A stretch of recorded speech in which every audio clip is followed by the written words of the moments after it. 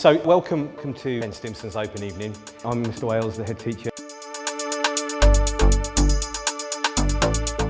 Very good evening to you all. Welcome to Kent Stimpson Academy. I'm George Courtier. I'm a Year 13 student. Hi, my name is Anastasia. I'm Sam Pennell, Year 8 student. Right, good evening. I am going to keep this really short because I'm conscious that you want to get out there and see the school.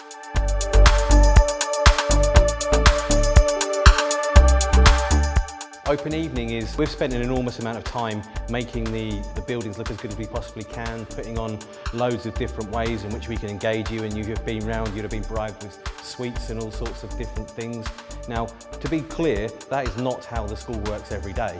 You know, so if you have come here and think English is loads more fun here because I've got Haribo, I'm sorry to tell you, I am the bearer of reality that Haribo will not be awaiting you in English. The reason that we do those things there is to try and engage with you.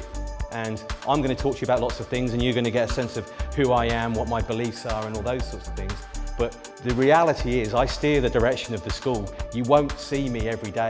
I won't be in your classrooms. The people you've just been engaging with will. So I talk about coming here and making sure that you get a feel for what this school is like, and the passion and the care, I hope, that was exuding from all of those people you've just met, including the students.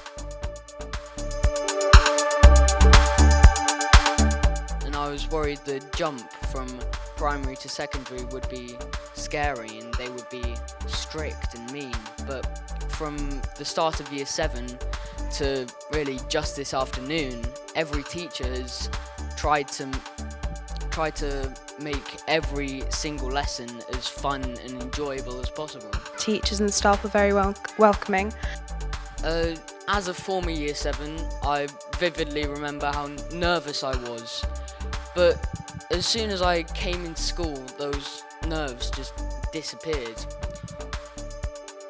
This is my second full year, I suppose, so getting on maybe for 2 years, if you like. And it's odd to say this, but it's improved enormously.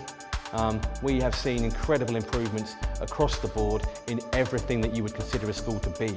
So from behaviour to exam results. And I don't know what schools you went to and all those sorts of things, and did I need some sort of Latin something or other about what the school is, and that's not really me. And I started talking about making the school the kindest and safest school in Peterborough, and it's stuck. What's changed though, is the meaning behind that. Now kind means that I will do absolutely everything in my power and the school's power to ensure your children succeed. Anything that's not that is the opposite, that's unkind. Any excuses we make for not being successful is me not delivering. Safety isn't cotton wool. Safety is making sure that everywhere they go, people have got the right mindsets in place, that they can go to lessons, that they know they're going to be routine, they're going to be organised, they're not going to be made to sort of sit in the corner because something difficult is going to happen. That's not this school, and we've spent an enormous amount of energy to do those things.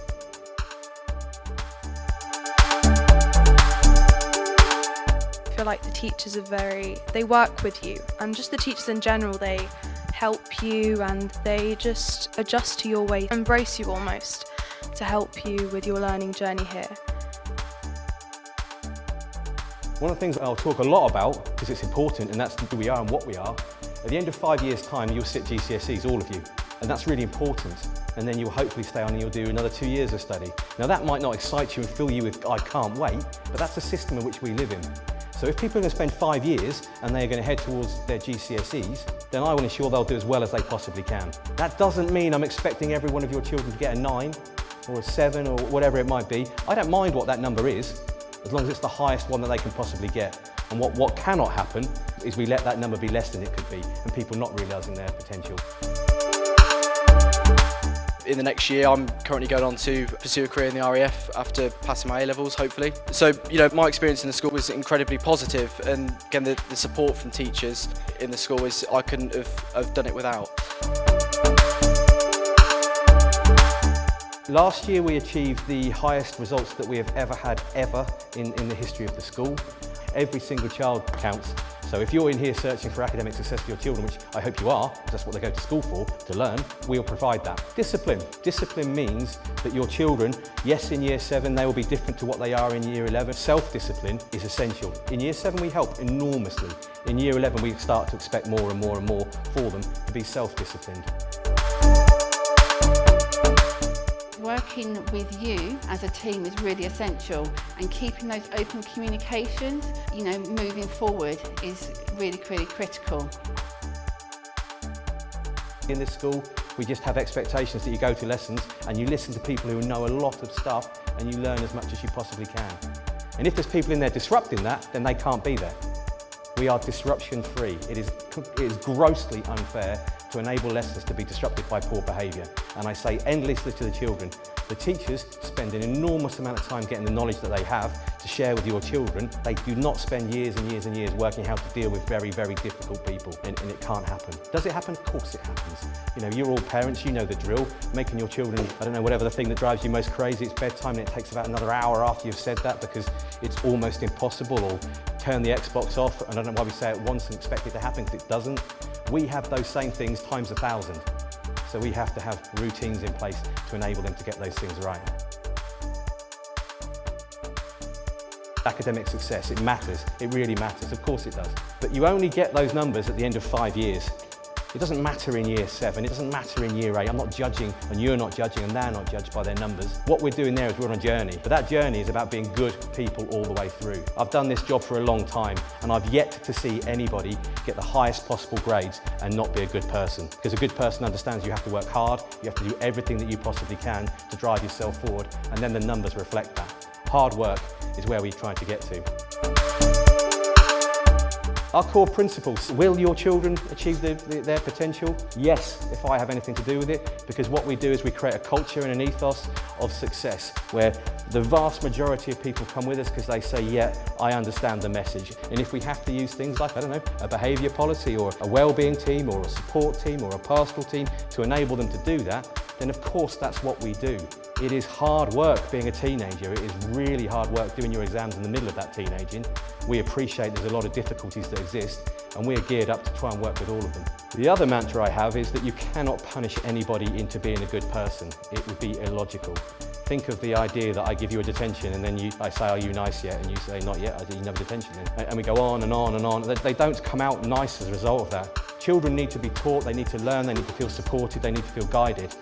We teach them what it means to be self-disciplined. We teach them how the routines work. We teach them how to be a good person, how to have good manners.